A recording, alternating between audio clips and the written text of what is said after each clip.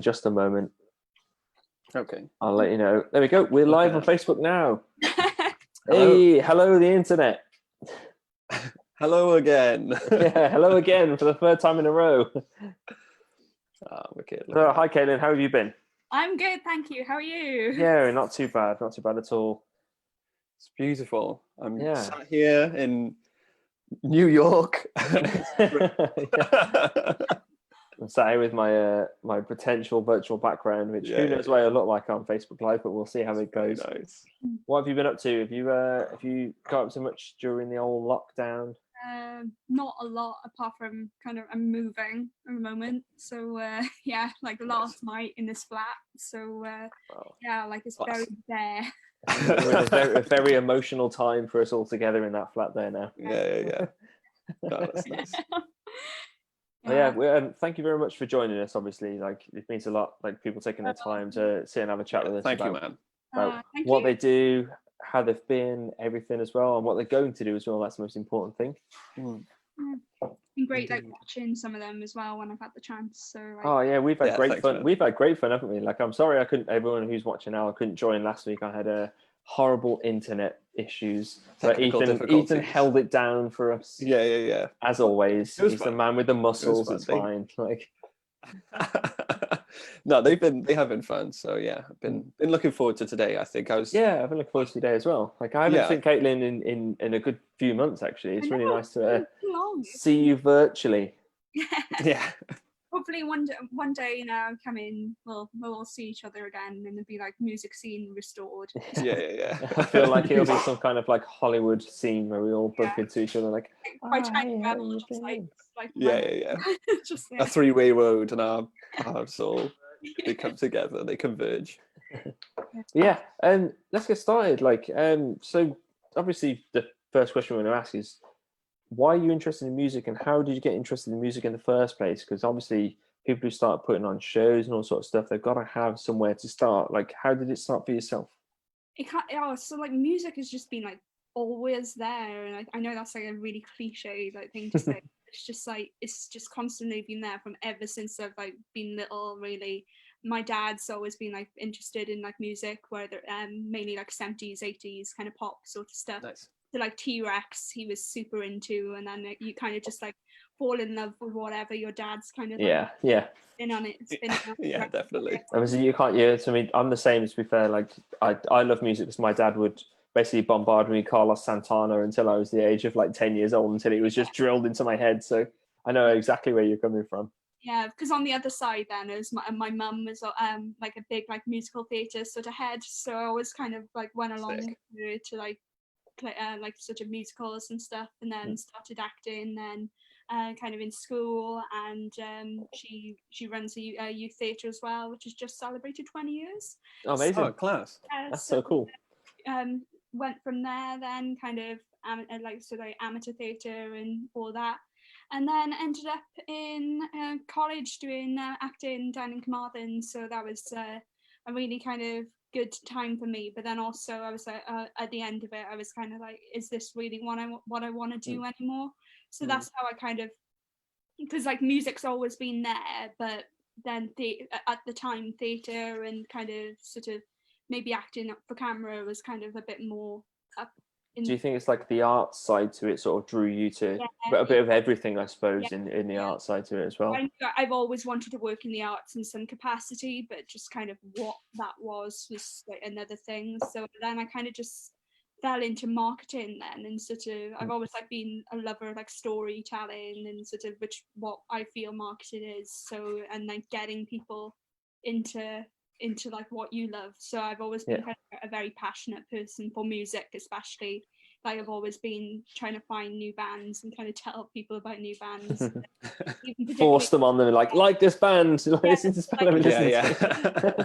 In school, because I always used to listen to stuff like Animal Collective and kind of Broken Social Scene, and just and then like My Bloody Valentine. I'm a massive shoegazer, so like all that sort of stuff I was like really into. So it kind of alienated me a little bit from like other people in my year group, because they were just big pop, sort of hip hop, all that sort of stuff. So I was always like, oh right, okay, just forge my own path. And you learn a lot from that as well. You learn a lot from sort of listen to a lot of music that not necessarily other people listen to as well. I mean, then you start realizing where that comes from, and then you start getting interested in the whole promoting side to that. Like, I mean, me and Ethan are probably the same, listening to sort of music that not everyone listens to, and is trying to do it as close as they can, but not everyone listens to, because you find an art in marketing it as well. Yeah. But yeah, so when it comes to sort of, you listen to a lot of music and everything like that, you obviously get involved in the going to gigs side to it and everything. Like, can you remember maybe the first few gigs that you went to that got you interested in promoting things? To put you on the spot there as well, because you didn't talk about that before. That was a tough one.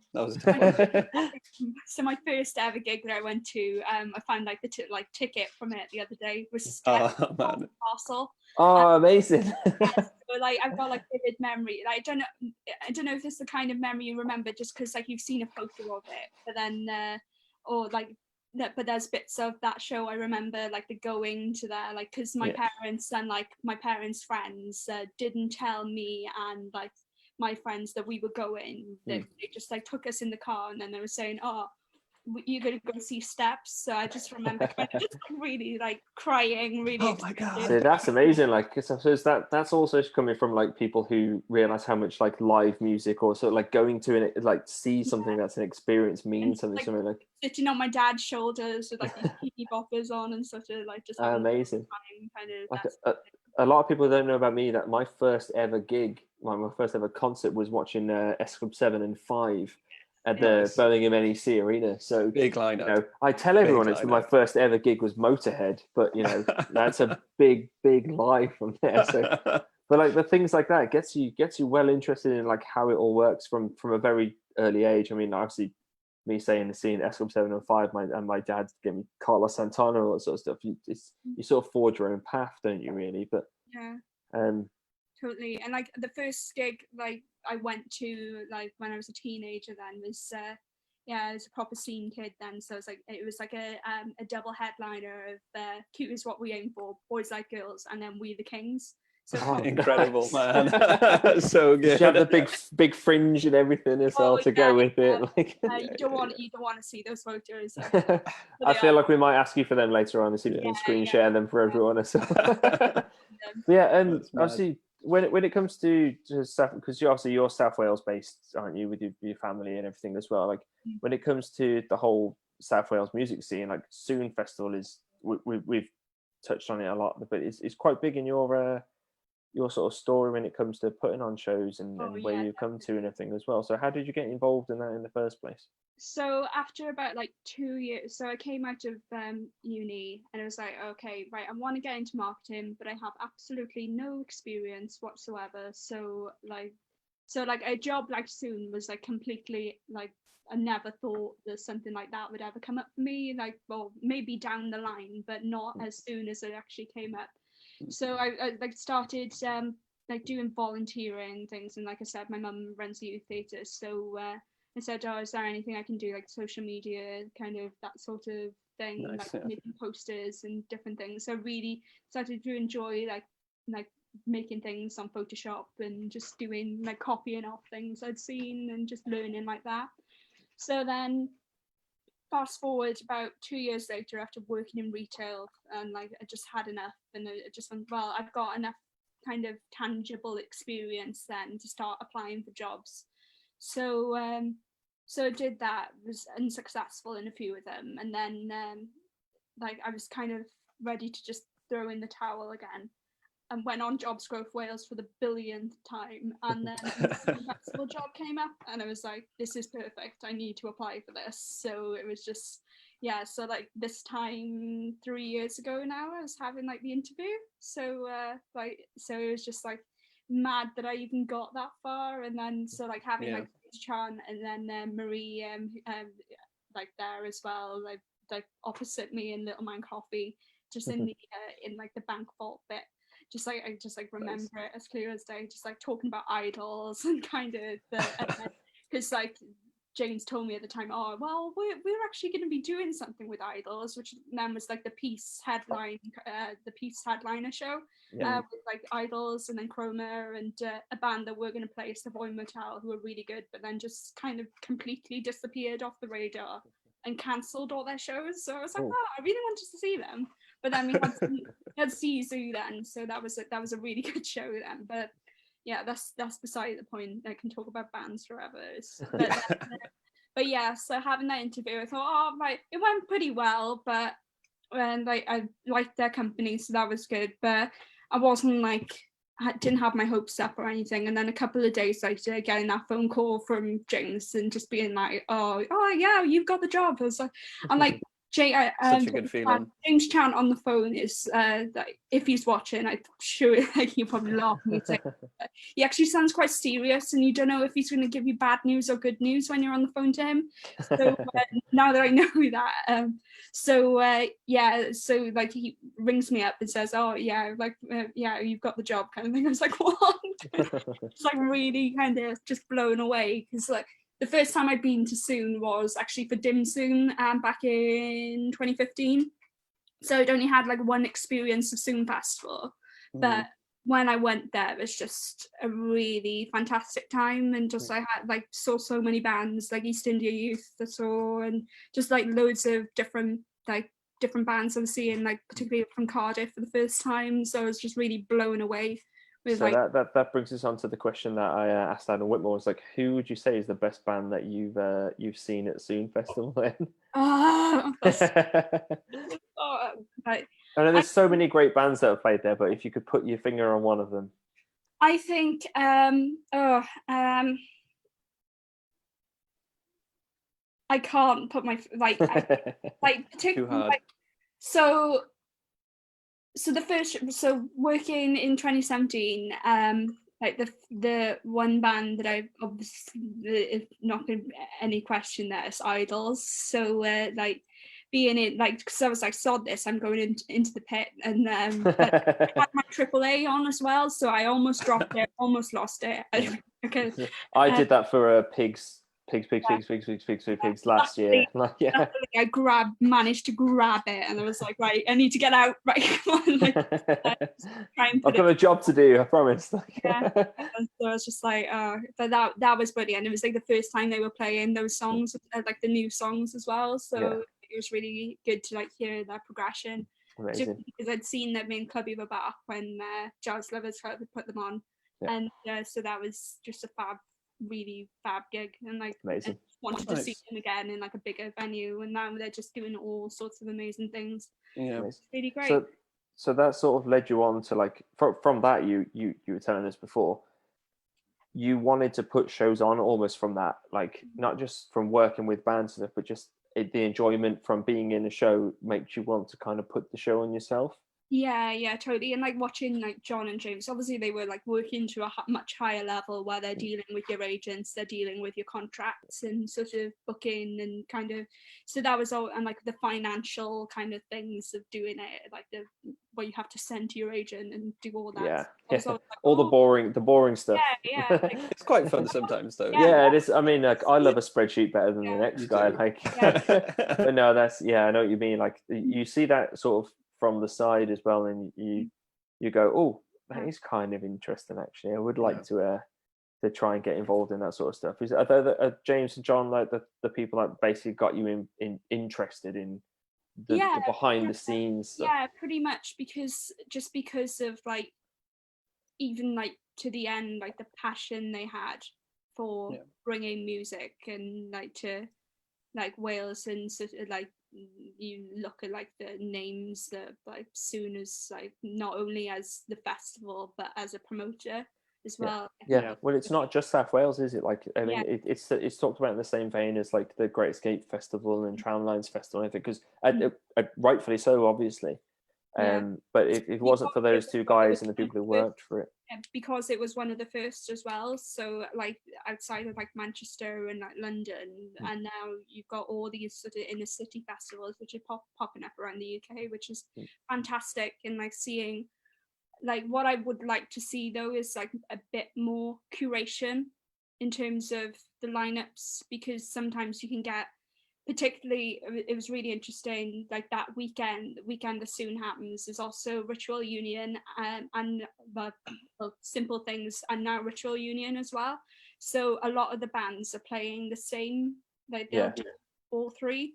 on its own. So you're getting a very similar lineup, and I'd like to see a bit more like creativity. Really, I feel like it's great that something like soon is happening in Cardiff, and it will become like the biggest like inner city festival in the UK. In my opinion, is because of how much hard work people put into it and stuff. But it's also nice to see that there are much smaller ones coming out of the idea that soon come from as well.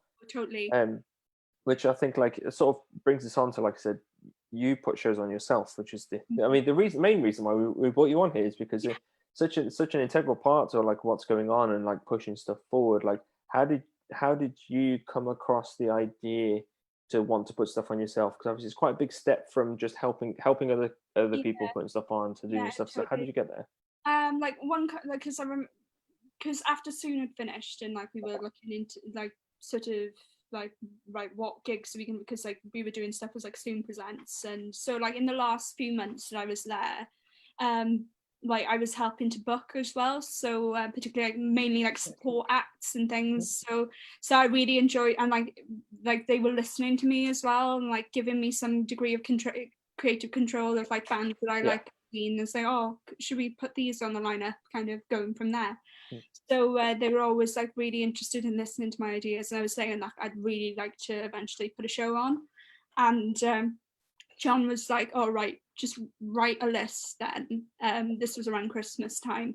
Write a list of like all the bands, like your dream kind of like bands that you'd love to promote eventually. Do your own Soon festival lineup. Yeah, kind of. But then also like things that like bands that I'd love to just put on eventually. Like, so some of them I've actually managed to put on now, which is really good. But but then a lot of them are kind of your higher sort of need to get in touch with an agent and like probably need money behind me to get to Cardiff. That's where the boring stuff comes involved. Yeah. So fast forward a few months then. So Soon, like my kind of involvement with Soon had kind of come to an end then, and then I went back to college, started an MA in arts management, at Royal Welsh. Which has been fantastic. With Gwdihŵ then, and kind of helped Danny like with like suggestions for acts as well. Danny O'Reilly was the events manager at the time. And then fast forward then to May 2019, and then I was like, right, because a few months before then, a band that I absolutely loved, Hers, like they died in like a really tragic accident out on tour in America. So that was like a really that was mad. big turning point. And because they're like my age and the year younger, it was just like, right, like my lack of confidence is it could really stall in like the progress that I want to make and like everything that I want to do. So I was like you don't know what's around the corner. So it was just a case, right, it's now or never. Just go for it and just do what you can and get involved. If it doesn't go well, it doesn't go well, but at least you've tried. And like thankfully, like the first show, okay, it didn't break even, but the bands had a really good time. Everyone that was there had a really good time. And that's it. We were saying a week before, like the point of what we do. I mean, like the reason we put shows on is it's not for me, it's not for Ethan. It's for everyone who turns up to a show, and it's including the bands who play and the sound engineer and everything. That's what it's about. And once you get that nailed down, you know that you're already doing the right thing from the start. Let's be honest, because you're getting a night out for people effectively, everyone just to go and do it. But moving on from there, like you're like, well, what more can I do? What's the next step? How can I take this even further? Yeah, it is. It's one of the best things I think about promoting is, even if it doesn't always work out the way you want, but the worst come worst, you don't make your money back, but you're still at a gig enjoying yourself. Yeah, exactly. At the end of the evening, and the night you've had a couple itself, of drinks. like, so you'd spend £50 on a good night out anyway. So what's losing a couple of quid? Like if you're able to watch a couple of bands that you've really enjoyed, and there are other people there having a really nice time, and the venue is super happy to have you there, and all that sort of stuff. Like that's really what counts at the end of the day. I know, definitely. Paying your rent is what counts in the day, but like that's also important. Sure. you go from there. You put the work in, and you feel proud of it, and like I think that's the most important thing too. Yeah, But, for sure. I think after that first gig, so Blue Amber, who are brilliant, sort of like experimental kind of punk, sort of jazz punk, Cool. and jazz punk. Jazz punk. That's so cool. That's not a phrase I've ever heard before, but we're going to run with that one. Describes it, so that's how I'm going down the road with it. And Yeah, man, it's jazz punk. It's jazz punk. Jazz punk. It's jazz punk. It's punk with 5 chords. That makes it jazz. Yeah, so like I was always like listen. So Andrew like sent me like giving me his demo like at like a soon gig show Cool. show. So I was like, oh, I'll give this a listen. And it was just like really interesting and different and like spoken word. So like it can either go either way. So like your listener like sort of style stuff. So like that kind of Americana kind of spoken word, or it can be like a bit more down the road of sort of your Black Country New Roads and that sort of stuff. So they kind of straddle between kind of both scenes really. So so I was just like, yeah, let's put you on and like let's go for it. And like I've always been a really a passionate person who's like wants to put new stuff on rather than have like the same bands kind of. Yeah. Well, then again, like the new bands, like that, if there aren't people like yourselves putting them on, they might not get anywhere. And when you give them that first step up, people come to see them. They go, oh, they're really cool. They could be playing soon next year. They could be playing Great Escape. They could be playing Reading Leeds. Like without promoters like yourselves, just getting in there and just be like, I really like you guys. Like I could sit and listen to you at home or in my headphones on the way to the bus or whatever. Give them a shout, give them a chance. Yeah. Then it leads on to a hell of a lot more. That was their first headline show as well. Like so they'd only really been playing things since and like Andrew will correct me if I'm wrong, but it's like one of the first shows they played as that very first lineup was back in like February of that year. So they've only really been playing. Like they'd only played a couple of months, yeah. So nice.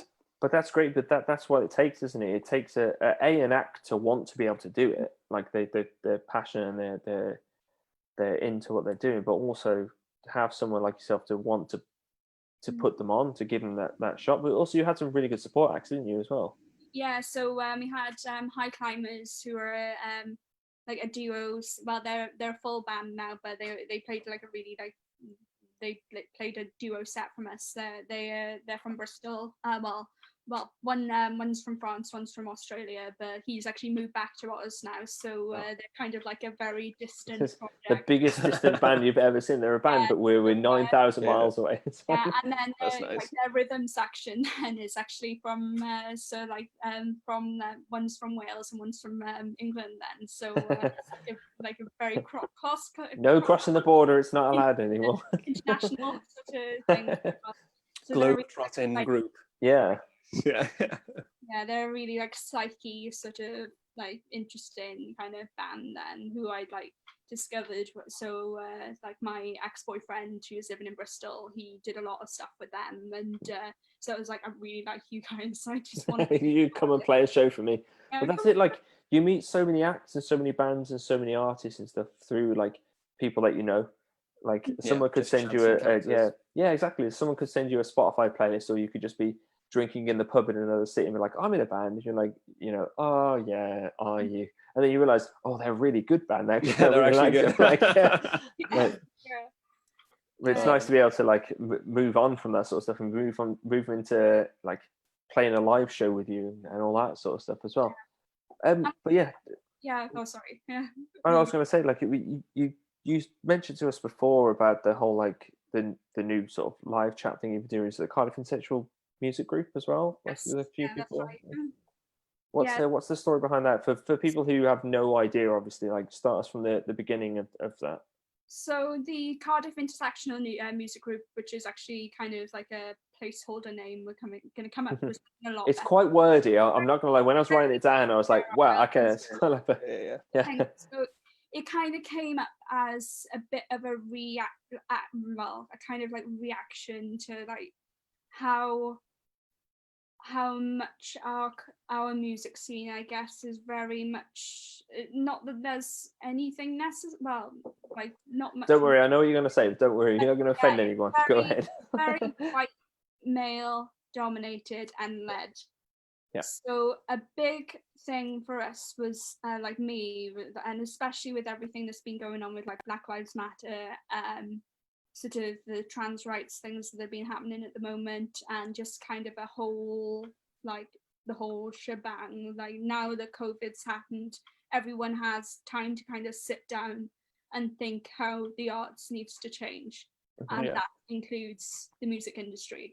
And I think the music industry, like we can argue that till the cows come home, that, oh yeah, we're really diverse. But actually, when you look at it, if you've got the same bands that are playing the same stages, you've got the same promoters that are doing the same things, when do you get like new things coming through?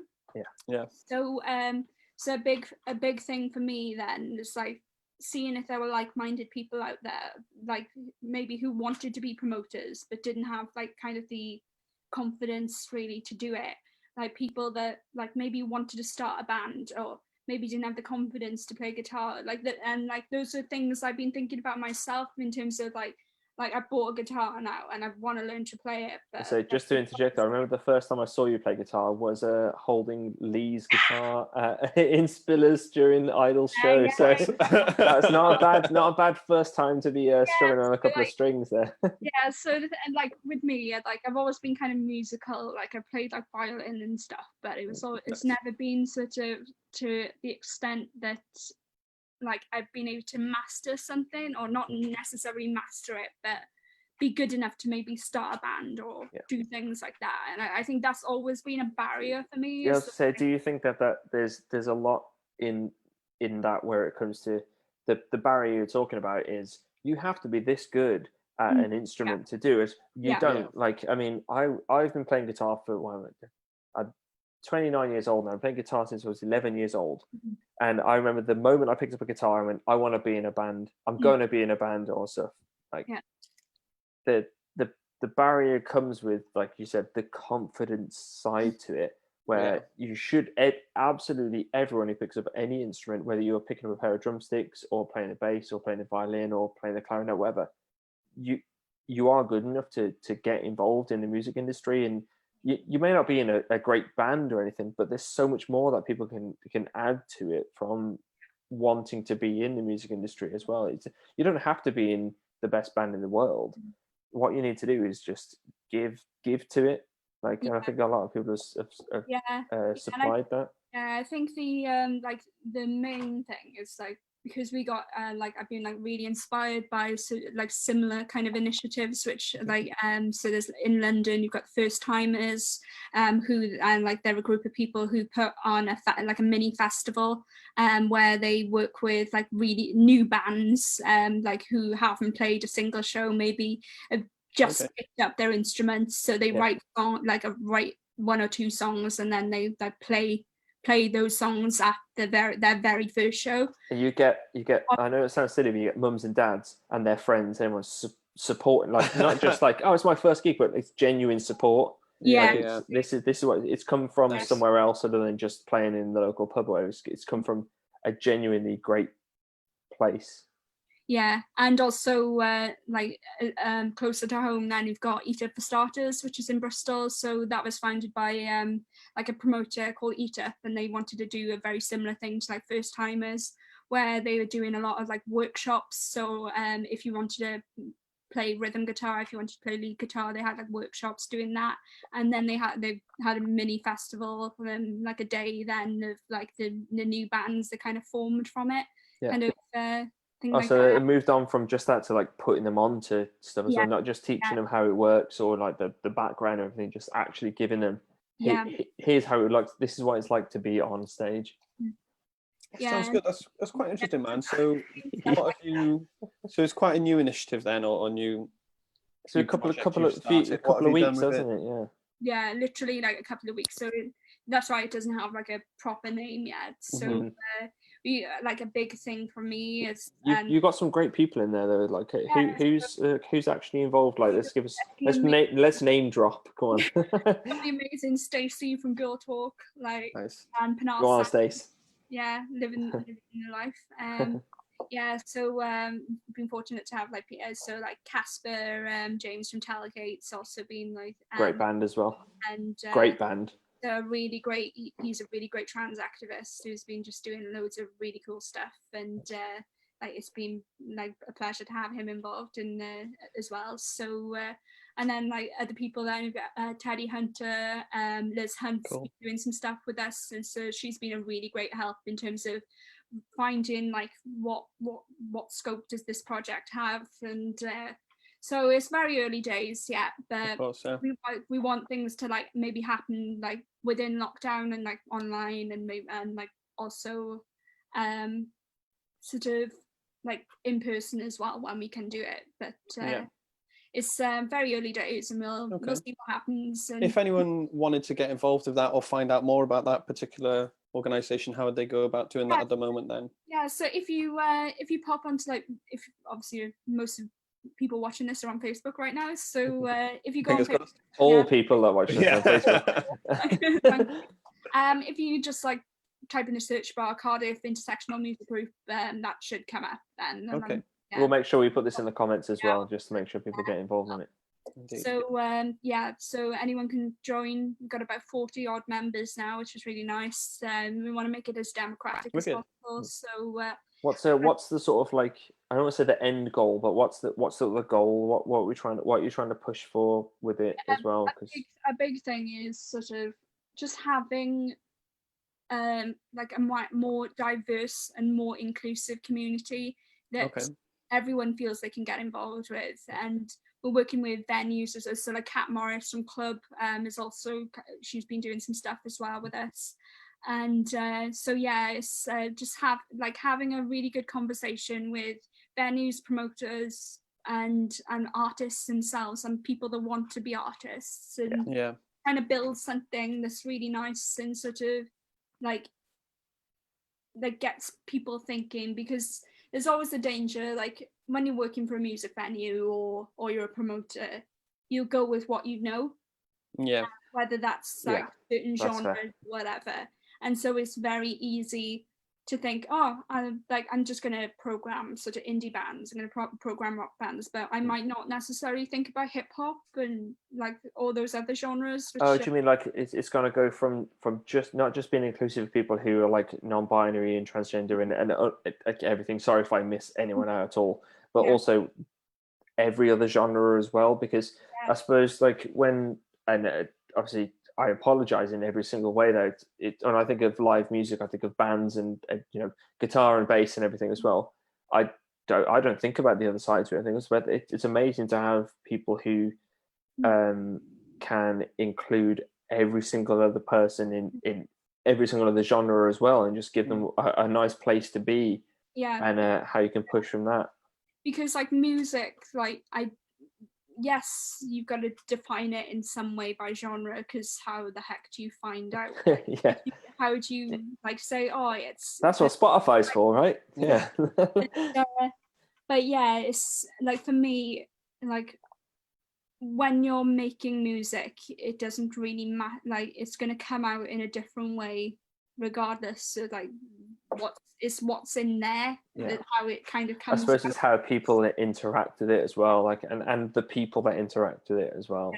So I don't like, because it was really interesting, because I was on a Zoom call the other night with sort of TCAL through running a series of like Zoom calls and like Zoom meetings with the Privilege Cafe, who are doing like brilliant things for like race in Wales at the moment, having really important discussions that need to be had. And one of the speakers, he was saying, like, so he's a British Jamaican man, and he was saying about how he felt like if he was on the radio and like dial into like one show, it's rock music, I can't listen to that because I look like this. Because he was saying as well that he didn't even realize until a lot later in his life that Jimi Hendrix was a black man. So like the best guitarist of all time, just putting it out there. If anyone wants to argue with me, there's comments there as well.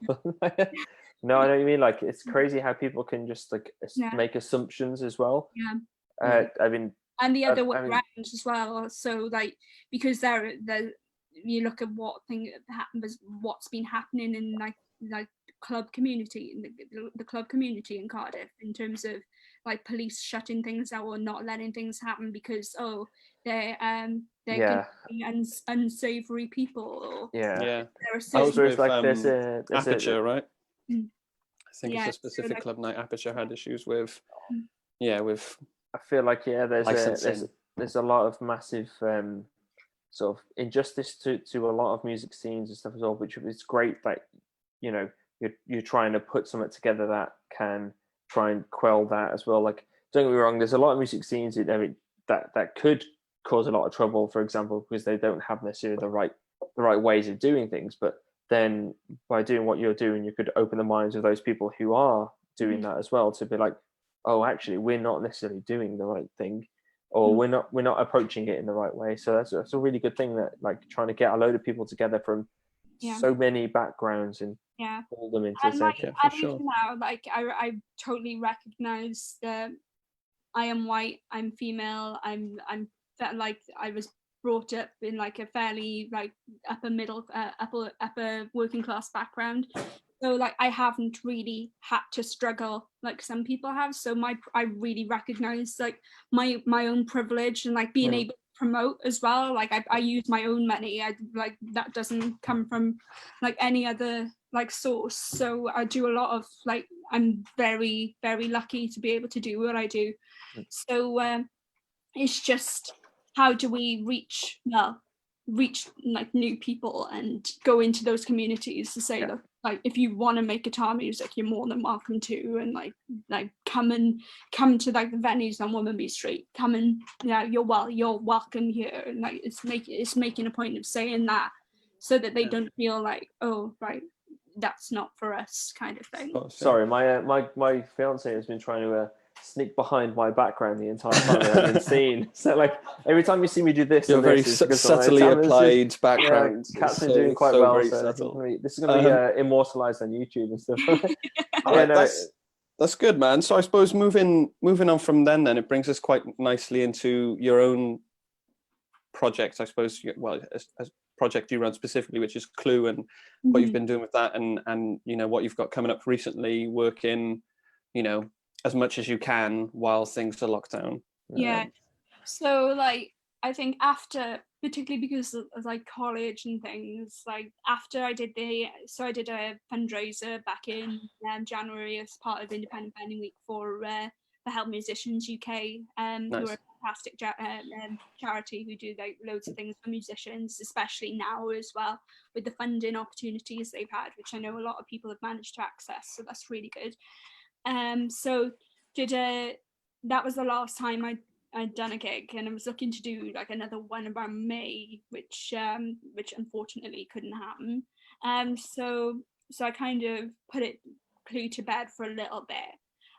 But I thought, well, we're coming up to like the anniversary of like my first gig that I put on, so why not do a little Zoom party to celebrate? So because my thoughts about it were like, not that there's anything wrong with live streaming, but like, I'm very aware that I can't see the people that might be watching. It's not the same. It's not the same, is it? So you kind of want to have an opportunity to like feel like you're in the same room with people. I feel like it's the same thing like when me, sorry to interject, but the way me and Ethan started doing these, it's like we would love to have these conversations sat in the pub with a load of people around us having the conversation. When an artist like plays a show, you want to do it in front of someone or in front of a bunch of people or stuff. But I think this has kind of become the new normal. But it's not necessarily a bad thing, because people are still, and now the past couple of months, people are interacting with it so well that it's become an incredibly like integral part of their week.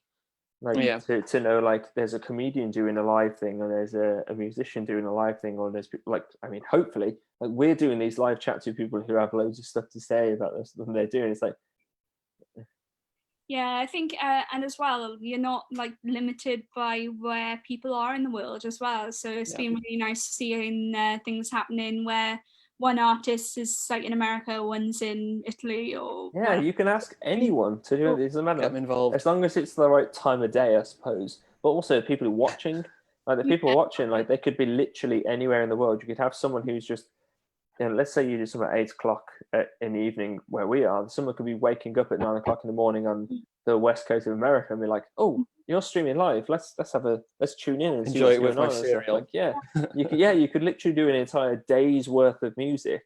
Like give everyone an hour, you've got 12 hours worth of stuff just that everyone get involved. But so what date? Sorry, what date are you doing yours? So it's next Saturday, so 25th of Nice.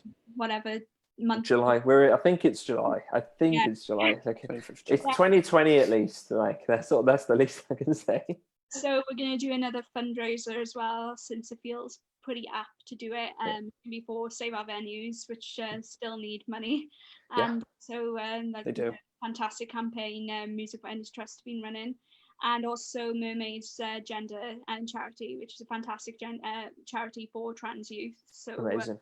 Been a really important thing. So how do people like donate and stuff? Like what's the so if you head onto the event page, which you can find on the Clue Facebook page, you can find a link to Eventbrite, and it's a donation entry kind of way of doing things. Okay, cool. Access to the link then, and you'll be able to come on the Saturday. So it starts from 7 o'clock, and we've got Rose of Tea House, we've got TJ Roberts playing, we've got Casper from Tailgate's going to be doing a set. Nice. Who else? We got Rosie Brown, who's a fantastic sort of artist, musician, you name it, she does it kind of thing. And then also Teddy Hunter as well, she's going to be playing. And also we've got a band who I've been itching to get to Cardiff for ages, but it just hasn't worked out just yet. Like Hamburger, they're called. They're really those guys from Bristol you mentioned earlier on. They're from Bristol. It's an excellent band name. Yeah, it's really good band Hamburger. And they're just like a fab, like really lush, sort of twinkly, like indie pop band, and they're just like perfect. So amazing. We'll make sure to like push every act that you have. Like we'll push it on our socials for you and everything as well. Hamburger. Definitely Hamburger. Yeah, and how do we and everyone find you on social media and everything then? Like what's the search? We're on everything. So like Twitter, Instagram, Facebook as CLW the music. So Clue the music. Yeah, so Clue the nice. Music. Okay, wicked. Yeah. I haven't actually. I've been neglecting the comments. Let's have a look, see if there's anything. We got Drew Neal said preach. I'm not sure what time he said it, but he said preach. And I'm down for whatever we were preaching about. So I like to think we were talking about the right things. So go, Drew. Let's have it. Yeah. Nice. Yeah. Nice, man. All right. Well, that was wicked. I think we covered some good ground there, and it's always nice to like talk to other promoters, I suppose, because it's something that normally is done independently, isn't it? So it's quite interesting to. Yeah, usually do it like a private Facebook chat and just not talk about anything at all. Just hide it among each other. But I think there needs to be a bit more and then there should be a bit more kind of cross sort of like having like a promoters group in Cardiff. And get more and more people involved. But then again, that's what you're trying with the Cardiff Intersectional group. Like hopefully that will draw more people hopefully it's more people who aren't interested in doing music to start with, and they go, oh, actually, I really like what those people are doing, and I want to get involved in it, and they can jump in on the group and see what's going on and everything. But obviously, we'll make sure that we share all the posts and everything that you guys have got going on, and we'll share all of your promotional stuff as well. And everyone who's watching, make sure that you tune in next Saturday, was it? The 25th. Yeah, next Saturday, yeah. Send us the link and everything. We'll push it out on all our socials and everything. But support everything that you're doing as well. But thanks, guys. Thank you so much, man. It was nice chatting, and thanks, Facebook. Yeah. See you in a bit. Cheers, Mark.